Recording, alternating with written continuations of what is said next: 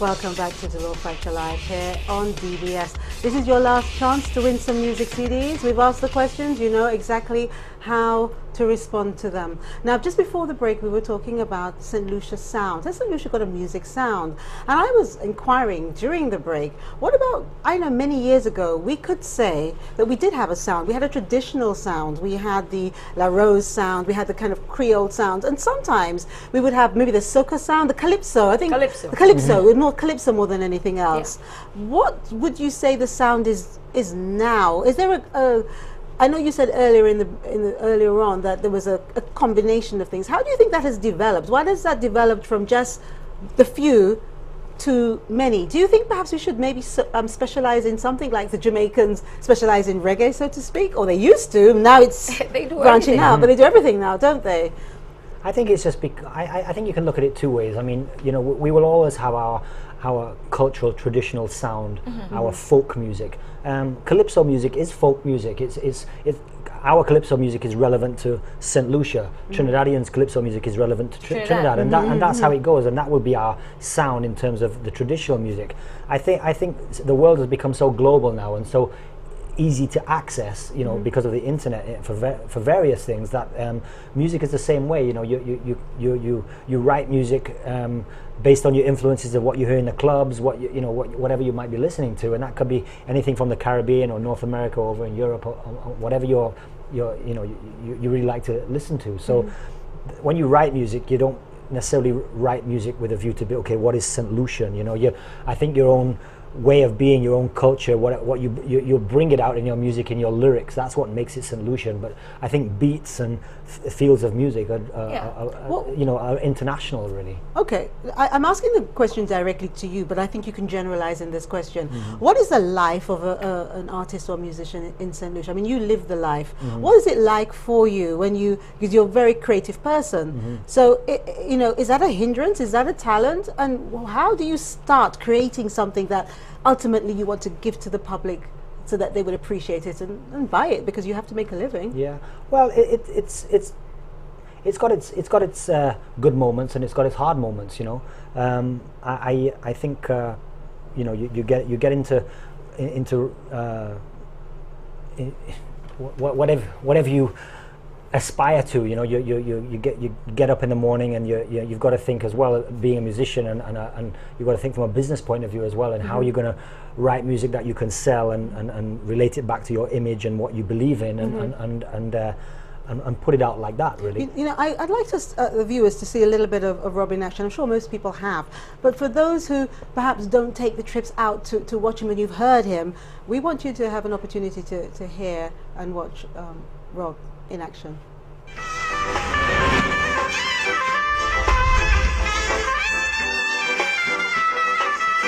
Well, the music I play and music I write is a continual evolution of my creativity, really. I like to explore with different genres, whether it's R&B, reggae, even some zouk, some Latin, and obviously some more smooth jazz elements as well.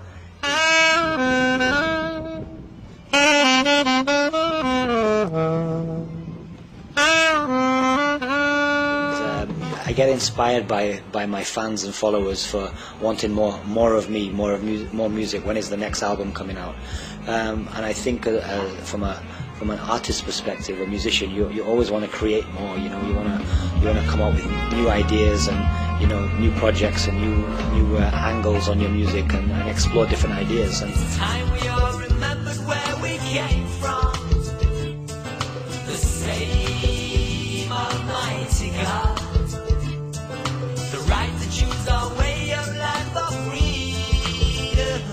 Over the years, I've developed a very large following from a wide demographic, and that is from your teenagers right through to your grandparents, the baby boomers.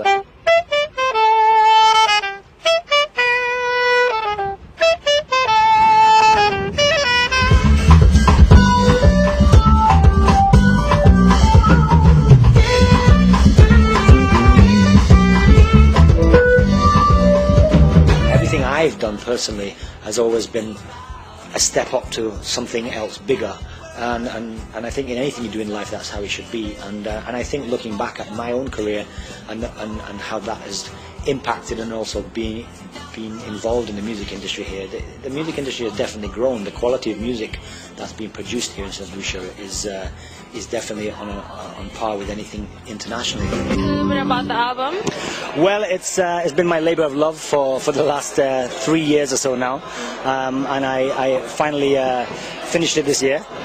Finished the rest of it down here. I did a lot of the pre-production in Jamaica, and finished it down here. So it's out. It's actually quite a little different from my first album in that I'm singing quite a bit more on this album. So obviously my sax is still quite prominent as well.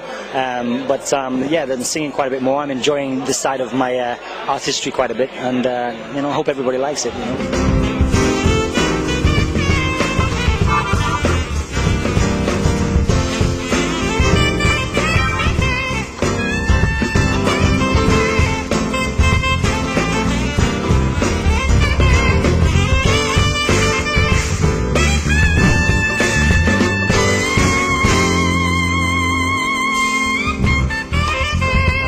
So about 6 months ago, 6 to 8 months ago, I formed another group made up of St Lucian musicians, and some very good musicians, and most importantly as well, what I really like about the group Vibe Tribe and the members are the chemistry we all have, both on stage and off stage.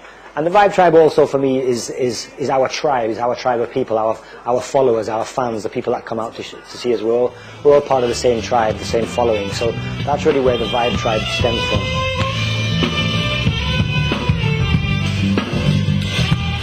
Yeah.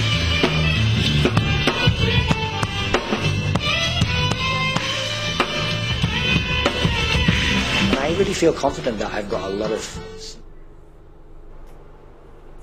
Well, there you go. There was Rob Zai in action. Well, you looked certainly different then. What happened? It's called life. Yeah. Well, many different moments, you know, different Yeah. stages, different performances. But I think you look better now, actually. Oh, really? Yeah. I do. I do. She said you aged like fine wine. Yeah. Well, So- yeah, but you know, as I said earlier, I mean, the first time that I actually saw Rob Zai was a few years ago, maybe about 5 or 6 years ago. I actually came here for jazz, and then I was working for the BBC. They sent me out here, and I have to say, a lot of the journalists, when you flick through who's going to be around, you think of, you know, the international artists, and then you look at the St Lucian, you look at the St Lucian artists and say, okay, fine, you know, and you choose the ones that you want to see. And when I saw Rob's picture, I didn't think, well, he was from St Lucia. I just thought he was an international artist.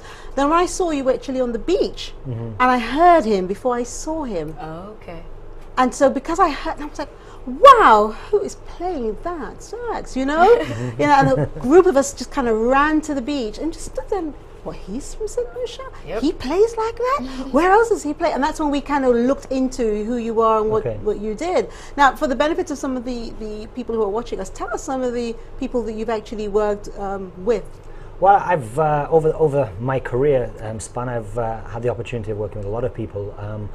From obviously from a lot of local people here, from Sky and Amati, to Carl Gustav, to Barbara Cadet. Great people. Work with these folks here. Chronic Heights was one of the first groups that I formed with a friend of mine here as well, and Adam Gilmore. And then from then I've been over to Miami. I lived and worked in Miami for a year and toured with Kimani Marley, Toots and the Maytals. What was that like? That was amazing. That was definitely one of the highlights of my career in terms of touring, because we toured from Hollywood studios to House of Blues in Orlando, in Chicago, all kinds of stages, Reggae on the River to like 30,000-40,000 people, and amazing times. I mean, you know, and recording with them as well, and just being on the bus and just taking it all in. And it was just a really, really good time. Wow. And then more recently, going up to Jamaica to do my latest album. Working with people like Sly and Robbie, who are great producers, reggae legends, drum and bass musicians, Clive Hunt, who's a very well-known producer up there, working at Beres Hammond studio, working with him, working on a couple of tracks with Beres, after he heard me doing my own stuff. Mutta Baruka, a lot of people I've had the chance of mingling with and working with. When you're talented, it will rise to the surface. Well, that's my next question. we have lots of talented people in St Lucia, but they don't seem to be doing as well But you as have- Rob No, but you have is to be able to doing. put in the work. And Rob has been doing this for a very long time. Yeah. He Well- didn't just start doing it yesterday. Yes, so what work do they have to do to at least try and get somewhere in Well- their field of music? Well, I'd like to go back to the question you asked about having a distinct St. Lucian sound. Uh-huh. Because I like the idea that there are all kinds of music, and the very fact that you're from St. Lucia means that the music is St. Lucian. And we do have the traditional stuff, and you can hear our traditional sounds in some of the songs. Like Kakal did a song a few years ago, and you could hear the flute. When Ricky T did Tema Do, and you could see St. Lucians are reacting to that because it has that traditional sound to it. But I mean, one of the things that we did this year is we released a rhythm called Hershey's Rhythm, and you could hear the house music and that sound. It doesn't sound like any soca song that you'll hear before. It has a mix of something that you'll hear playing at Delirious on a Friday, Saturday night or something. Because music has to change and grow. You can't tell artists to produce something that sounds like this, because the very idea that you're an artist means that you want to express and you want to learn and you want to grow and you want to try different things. Like Rob said, everything that you're listening to is going to change what you're going to play or what you're going to write. But that's just reality. I think also the music industry has changed like so many other businesses, because Yeah. you have to do so much more for yourself now. You know, you record labels, companies, they're not interested in you unless They don't you've got make any money. I thought, 100,000. I thought you just have to have a No, a no, manager, you've got to have and then the 100,000 manager hits will on do everything for you. MySpace. And You've that's got the to, you've got to thing. have. How many managers do you actually have in St. Lucia? Ask Yeah. yourself that. How many artists out there are able to sing a song and they're able to maybe get a link to go into a studio, and the producer is kind enough to let them lay down a track? And that in itself is tricky. I mean, you get to actually get a chance to take an artist into a studio to learn to write music, to learn to record music. But what happens to it after that? You have to have the But does an artist connections need to and- do all of that? That's another thing. As Yeah. an artist, why would you have to be able to do No. to sing, to write? Because that's what they're doing Why? in the rest Yeah, of the and, world. you know, and and everybody has access to the internet. So we are no different here than we are in Exactly, America we are in part that of the world. sense. This is So a you've got to global get up and community. do it. You know, And- and if you're fortunate enough to have a team around you that have to work. you can do it, then great. Some people can have their own bedroom studios, and hits are made in a bedroom. You know, I mean, But what happens? That happens sometimes, but the reality is, if you want, you will have artists in St. Lucia. There have been artists in St. Lucia who have made songs in their bathrooms, a flash in the pan. The song hits so it's able to become a hit. But the next day they disappear, because to be consistent, you have to be consistent. Yeah. You have to have a good sound. If you're serious about this as a profession, you need to get out there and you need to seriously think about investing in it, because it is your craft. It will become your job. It's not a hobby. See? Okay, it's all right for us to sit here and tell them that that's what they need to do, but some people perhaps don't know how to do that. So when we come back from the break, let's go back to basics. Yes. In terms of you're a Sure. musician or you have a talent, you're not sure what to do, where to go. And let's also clarify this royalty. What is royalty all about? We're going to talk about that after the break. Don't forget your answers for some lovely giveaways tonight. We'll be back soon.